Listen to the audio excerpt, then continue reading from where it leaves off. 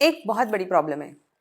अक्सर हम ये सोच तो लेते हैं कि हमें यूपीएससी का एग्ज़ाम देना है, लेकिन हमें समझ नहीं आता कि आखिर हम शुरुआत कैसे करें, how to start our preparation. क्योंकि एक ऑरा, एक मिथ, एक फॉग, एक धुआं सा है यूपीएससी की प्रिपरेशन के आसपास, जिससे ऐसा लगता है कि पता नहीं कितना मुश्किल एग्ज़ाम है, पता नहीं क्या क्या पढ़ना पड़ेगा। और कई लोगों का तो ऐसा मानना है कि everything under the sun has to be read, यानी सूर्य के नीचे जितनी चीज़ें हैं वो सब हमें पढ़नी पड़ेंगी। लेकिन ऐसा नहीं है। This is a kind of a myth that has been created. ये एक ऐसा मिथ है जो क्रिएट कर दिया गया है ताकि इस एग्ज़ाम की जो ग्रेविटी, जो इस एग्ज़ाम की जिसे कहते हैं ना भरकम पना है, वो बना रहे।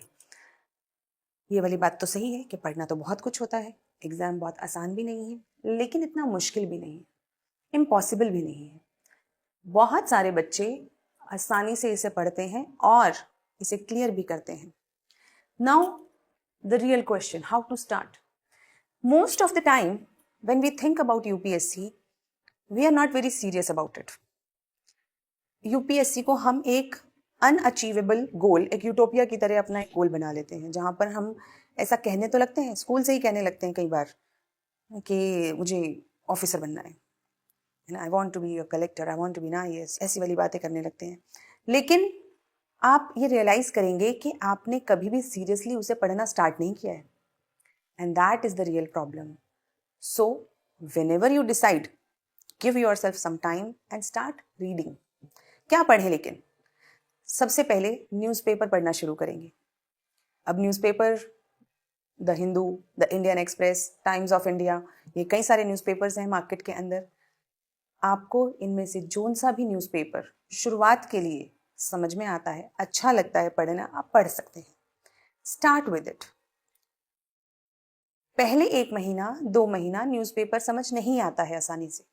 जब हम आर्टिकल्स पढ़ते हैं तो हमें ऐसा लगता है कि पता नहीं क्या चल रहा है, क्योंकि हमें पीछे का बैकग्राउंड नहीं पता होता, पीछे की हिस्ट्री चीज़ों की नहीं पता होती।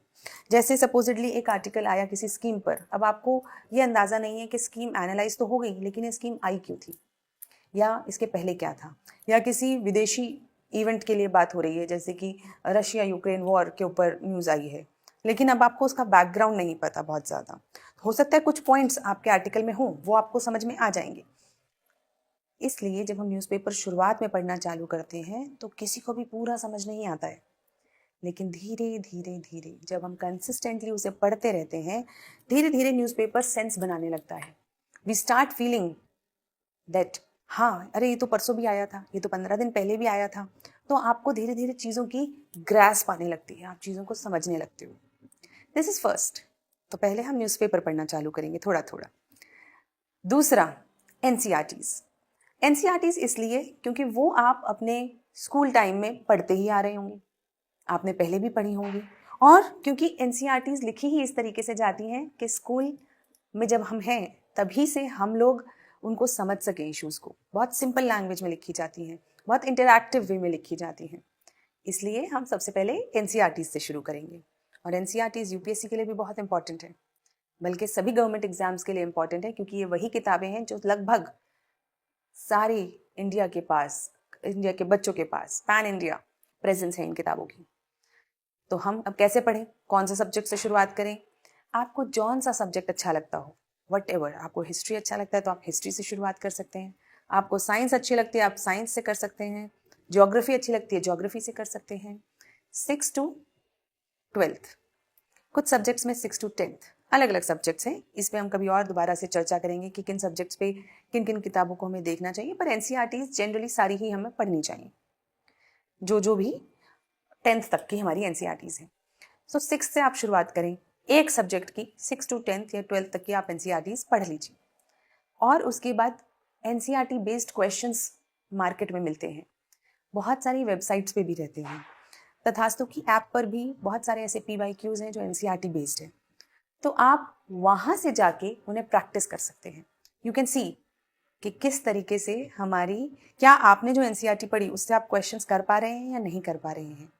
कई बार ऐसा होता है कि हम पढ़ते हैं तो हम उन पॉइंट्स पे ध्यान नहीं देते जिन पॉइंट्स पे क्वेश्चंस बनता है, तो इसीलिए आप पहले क्वेश्चंस करके देखिए, फिर दोबारा आइए, दोबारा से एक बार पढ़ के देखिए कि क्या उन पॉइंट्स के ऊपर मेरा फोकस था, नहीं था तो दोबारा पढ़िए। और एक बार जब आप एनसीईआरटीज़ पढ़ लेंगे, आपको कॉन्फिडेंस आ जाएगा कि हाँ, अगर मैं पढ़ लेता हूँ या लेती हूँ, उसके बाद मैं एमसीक्यू क्वेश्चंस कर लेती हूँ, then we will move on to the standard books. There are different ways. अगर आपको लगता है कि मुझे कॉन्सेप्ट समझने के लिए, मुझे अपने शेड्यूल को मैनेज करने के लिए टीचर्स मेंटर्स की ज़रूरत है, तो आप इंस्टीट्यूट ज्वाइन कर सकते हैं। वहाँ पे आपको क्लासेस मिलती हैं, प्रॉपर टीचर्स मिलते हैं, तो आपका शेड्यूल स्ट्रीमलाइन हो जाता है। आपका एक डिसिप्लिन आ जाता है आपकी प्रिपरेशन के अंदर, क्योंकि आपने बहुत सारा काम आउटसोर्स कर दिया। समझाने का, पढ़ाने का, डाउट क्लियरेंस का, मेंटरिंग का, शेड्यूल बनाने का, ये सब काम आपने आउटसोर्स कर दिया बस। लेकिन फिर भी पढ़ना तो आपको ही पड़ेगा। आपको ही क्लासेस अटेंड करके अपने नोट्स बना के एमसीक्यूज करने होंगे। So you should be having that discipline in your mind that if I have to do it then I must follow the rigour, the process of it. तो उसकी process को आप फॉलो कर सकते हैं। अगर आप सेल्फ स्टडी करना चाहते हैं तो आपके लिए डिसिप्लिन मेंटेन करना बहुत ज़्यादा ज़रूरी है, ज़रूरत से भी ज़्यादा ज़रूरी है, क्योंकि डेली एक एक छोटा छोटा टॉपिक उठा के उसे ख़त्म करना और टाइमली ख़त्म करना बहुत ज़रूरी है। नहीं तो कई बार प्रिपरेशन का जो लेवल है या टाइम है वो खिंचता चला जाता है रबड़ की तरह। पहले 2 दिन टारगेट पूरा नहीं हुआ, फिर एक दिन अच्छी पढ़ाई हो गई, फिर आप दोबारा से ट्रैक से साइड हो गए, और फिर तो इससे क्या होता है, हम पढ़ तो रहे हैं लेकिन सालों साल तक हमारा सिलेबस ही कंप्लीट नहीं हुआ, मेजर टॉपिक्स या सब्जेक्ट्स कंप्लीट नहीं हुए, ऐसा भी होता है।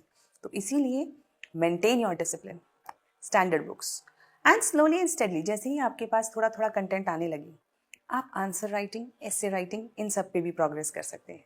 धीरे धीरे लिखिए, अपने मेंटर्स, अपने टीचर्स को दिखाइए कि कहाँ कैसे इंप्रूवमेंट किया जा सकता है, और जैसे जैसे इंप्रूवमेंट आता जाएगा वैसे वैसे आपकी मेंस की भी तैयारी होती जाएगी।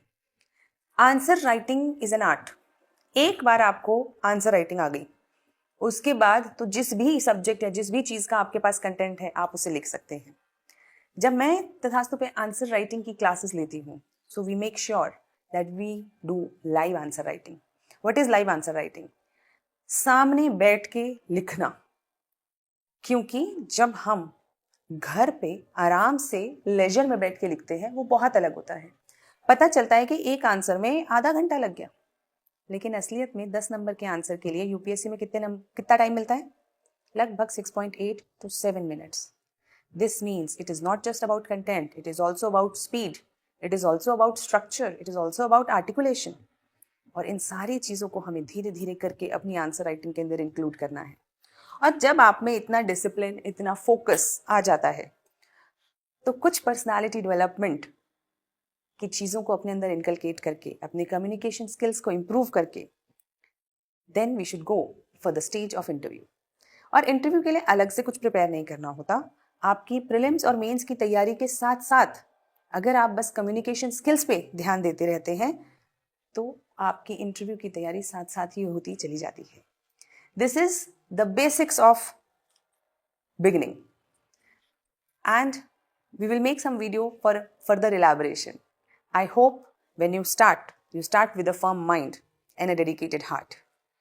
जब भी आप तैयारी शुरू करें, एक पर्टिकुलर दिन, समय निश्चित करके शुरुआत करें कि आज से मैं इसकी तैयारी शुरू कर रही हूँ या कर रहा हूँ। उसको एक ऐसा ना बनाएं कि आप तैयारी कर भी रहे हैं और कर नहीं भी रहे। No half hearted efforts, your efforts should be complete. whenever you decide with complete integrity। और ये याद रखिए, जिस भी गोल के प्रति हम ऑनेस्ट नहीं हैं, फुली डेडिकेटेड नहीं हैं, वो कभी नहीं मिलता। और अक्सर जिस भी गोल के लिए हम बहुत डेडिकेटेड होते हैं, फोकस्ड होते हैं, वो अक्सर मिल जाया करता है। So first and the foremost thing is whether you really want to do it और you just want to say it. सिर्फ कहने से काम नहीं बनता, करना पड़ता है। एक पुरानी कहावत है जिस पे मैं बहुत विश्वास करती हूँ, अपने मरे बिना स्वर्ग नहीं मिलता। यानी कि अगर आपको कुछ चाहिए, then you will have to work on it yourself. You will have to dedicate yourself, and whatever sacrifices are required, you make it, you do it. So happy preparation and dedicated preparation. Thank you.